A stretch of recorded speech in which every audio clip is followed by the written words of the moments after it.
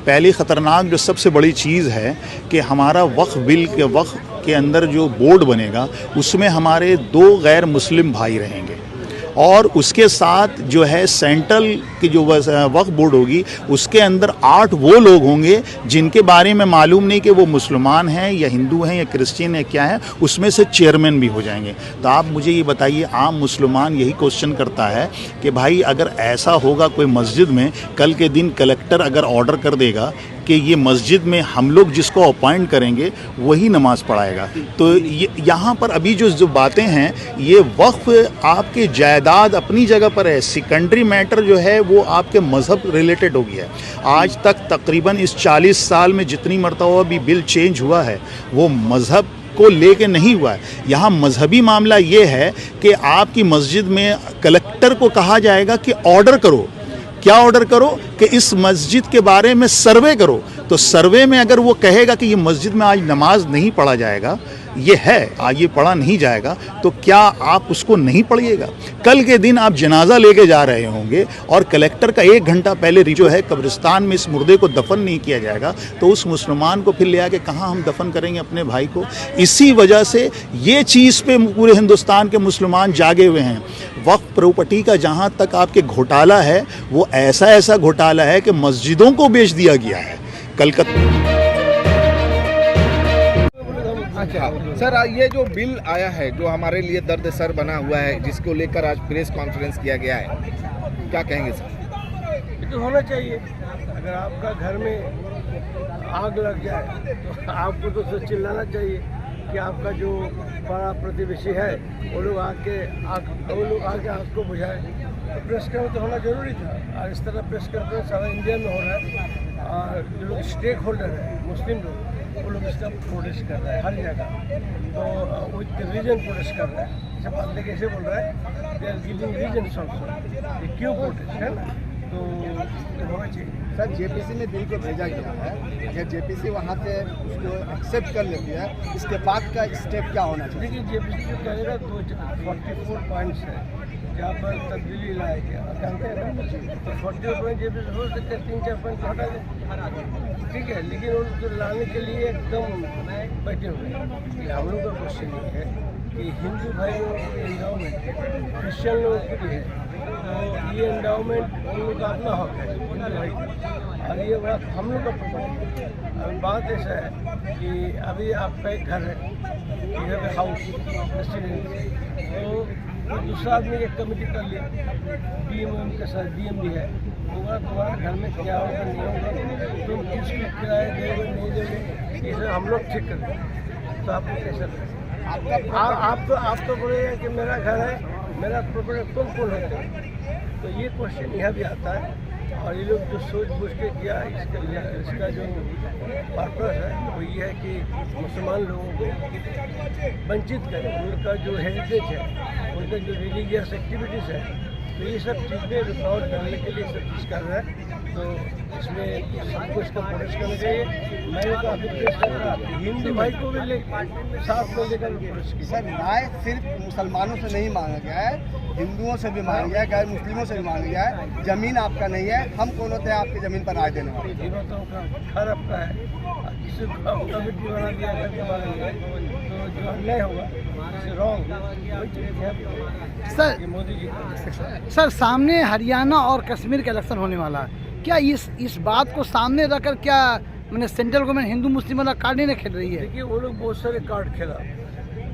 Election के पहले जो हम लोग का लोकसभा इलेक्शन हुआ, मोदी जी ने कितना कार्ड खेला, आप बताइए ना क्या क्या खेला मोदी जी ने। मोदी ने मुजरा लेके आया, मंगलसूत्र लेके आया, बहुत सारी चीज़ लेके आया। अब शर्म नहीं किया, घुसपैठिया बना दिया हम लोग को, तो लेकिन वो हिंदू कार्ड नहीं चला। हम लोग तो ये सोचा था कि हिंदू कार्ड बहुत ज़्यादा होगा, ज़्यादा इफेक्ट जाएगा, लेकिन हिंदू भाई लोगों ने उसको रिजेक्ट किया, है ना, हिंदू भाई लोगों ने उसको रिजेक्ट किया।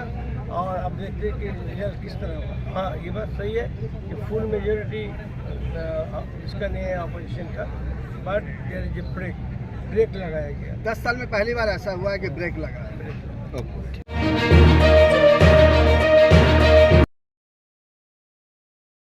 थी मिलने के लिए उसमें जेपीसी जो मेंबरान है वेस्ट बंगाल में, नदीम उल हक साहब से और कल्याण भाई से। क्या लग रहा है कि जो सेकुलर पार्टियां हैं वो इस बिल की मुखालफत करेगी? देखिए, जैसा हम लोग जान रहे हैं कि भाजपा गवर्नमेंट 2 बैसाखी पर चल रही है। एक उसके पास नीतीश कुमार हैं, दूसरे चंद्रबाबू नायडू हैं।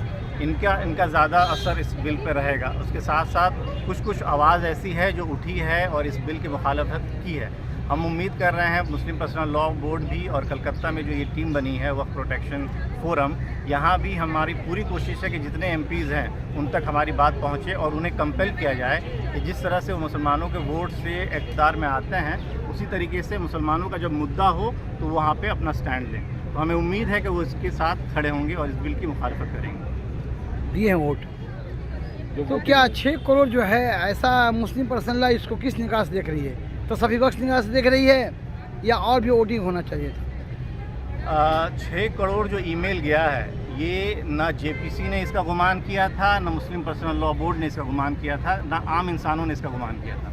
लेकिन कुछ इस तरह से जो यहाँ पे कलकत्ता की टीम है और साउथ में जब वक्फ बोर्ड, कर्नाटका वक्फ बोर्ड और इस तरह की जो तंजीमें जब सामने आई और उन्होंने एक अवामी पूरा कैंपेन जब शुरू किया, मस्जिद मस्जिद, मदरसे मदरसे, रोड पर जब इस तरह से कैंप लगा कर लोगों को बात जब पहुंचाई गई है, तब ये मेल का सिलसिला आप देखेंगे जुम्मा के बाद से उसका स्पाइक होना शुरू हुआ और उसके साथ साथ ये उनका सर्वर फेल होना शुरू हो गया है। अभी भी इतने हज़ारों ईमेल हैं जो 4 दिन के बाद वापस आ रहे हैं कि ये अनडिलीवर हुआ है या फिर डिलीवर हुआ है। तो ये किसी ने गुमान नहीं किया था, वो सिर्फ हवाबाजी थी उनकी कि उन्होंने कह दिया कि आप मेल कीजिए और ख़त लिखिए। उनको लग रहा था कि जिस तरह से पहले हो चुका है, पहले की जो बिल ट्रिपल तलाक का बिल हो या फिर एंटी कन्वर्शन बिल हो, इस तरह में जिस तरह से मुखालिफत नहीं हुई है, यहाँ भी मुसलमान सोते रहेंगे। लेकिन इस बार नतीजा एकदम उल्टा हुआ है। लोग जागे हुए हैं और वो जानते हैं कि बीजेपी कमज़ोर है। उसकी अगर मुखालिफत की जाए पुरजोर तरीके से, जिस तरह से पार्लियामेंट में अपोजिशन ने किया है, तो फिर इस बिल को पूरा रुका जा सकता है। जिस तरह से भारी तादाद में जिस तरह से ये जो मेल भेजे गए हैं इस बिल को रिजेक्ट करने के लिए, कितना सूदमंद साबित हो सकता है? देखिए, हमने अपना आईनी काम किया। जेपीसी ने नोटिस जारी किया, उन्होंने हमसे राय मांगी है, हमने अपनी राय दे दी है। अब वो उसको कूड़ेदान में फेंक दें या फिर उस पर असर करें, ये तो हम जानते हैं। हमने सवाल ही उठाया है लेजिस्लेचर के इंटेंट पे। ये बिल बनाने से उनका इंटेंशन क्या था, वो क्यों बनाना चाह रहे हैं? आज प्रेस कॉन्फ्रेंस में भी बात रखी गई है, जिसके लिए आप बिल ला रहे हैं उनका आपने कभी भी उन स्टेक होल्डर्स की राय पहले नहीं ली।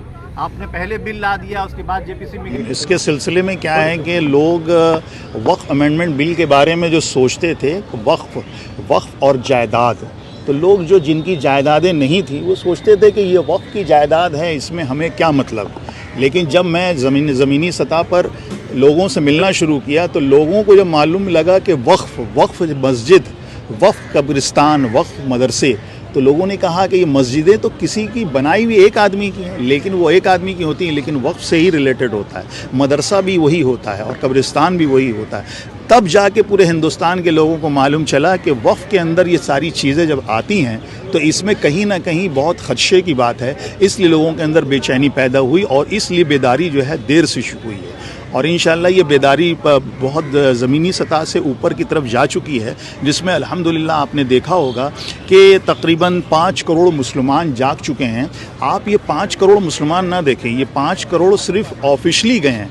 जिस घर से मेल गया है उस घर में कम से कम 10 लोग हैं। वो 10 लोग भी चाहते थे करना, लेकिन उस घर में एक ही मेल था, तो समझ लीजिए वो एक ही मेल गया। अल्हम्दुलिल्लाह पूरे मुसलमान जो है बेदार हो चुके हैं इस चीज़ से। वक्फ बोर्ड में करप्शन को लेकर हमेशा सवाल उठे हैं।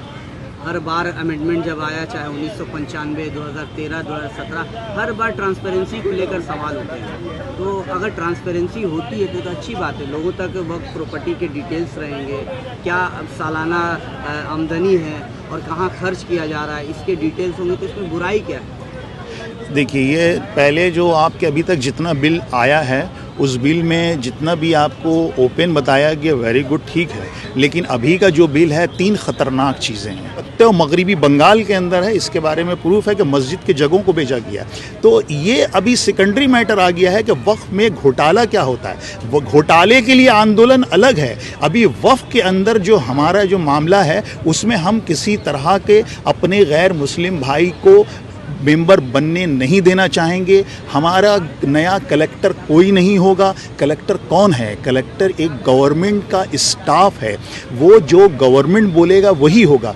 गवर्नमेंट को कौन बनाता है? गवर्नमेंट को हम लोग बनाते हैं। तो गवर्नमेंट जो पॉलिसी बनाएगी वो पब्लिक के हित में बनाएगी। और हम मुसलमान जो हैं हिंदुस्तान के सेकंड लार्जेस्ट कौम है, तो हमसे नहीं पूछ के हमें सिर्फ घोटाला बोल बोल के हमें दबाया जा रहा है कि वक्फ बोर्ड के बारे में मत बोलो। यही बोल के तो जल्दी हमारे अंदर बेदारी नहीं आई कि वक्फ बोर्ड का बिल आ गया, कोई बात नहीं है। लेकिन जब हमें मालूम चला कि ये वक्फ बोर्ड के बिल के अंदर जो हमारी मस्जिदें आती हैं, हमारे कब्रिस्तान आते हैं, मदरसे आते हैं, पहले हम इसको बचाएंगे, उसके बाद जायदाद के लिए हम अपने स्टेट में दूसरी लड़ाइयाँ लड़ेंगे। बहुत सारे मुस्लिम जो ऑर्गेनाइजेशंस हैं उन्होंने 30 करोड़ या 40 करोड़ मुसलमानों से QR कोड के ज़रिए इस अमेंडमेंट के खिलाफ जो है अपना ईमेल डालने को कहा था।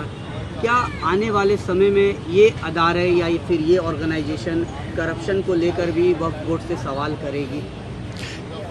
इसके बारे में ये अभी हम पहले बचे, तो हम जब बचेंगे तो सवाल इंशाल्लाह ज़रूर करेंगे। जब हम बचेंगे ही नहीं, जब हमको हमारे हक ही नहीं मिलेगा, तो हम क्या वक्फ बोर्ड से जाके सवाल करेंगे?